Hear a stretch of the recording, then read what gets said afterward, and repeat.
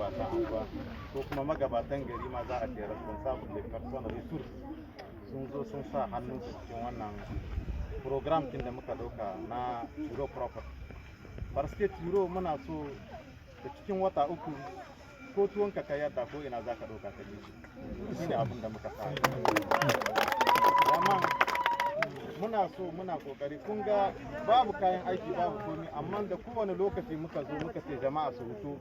a yi aiki na tsaftace gari jama'a suna hutuwa ba kuma vraiment muna musu godiya muna gane da cewa mutane suna son aiki kuma sun san suna kishin garinsu farske ba mu da wani gari wanda ya wuce Turo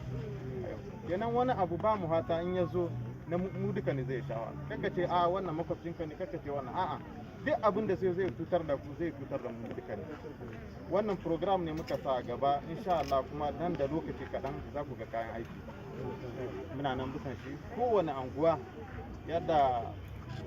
aka wadi da cewa na competition muna da wannan tsari wanda za mu sa anguwanni 13 wannan wanda gare mu da trust cartela za mu sa su a competition na sabta gari kuma za mu duba da kowane lokaci za mu gani ya ne mutane an doyar ma da celebrity da muke kira na duka za mu ba kace za mu ba karce dama wala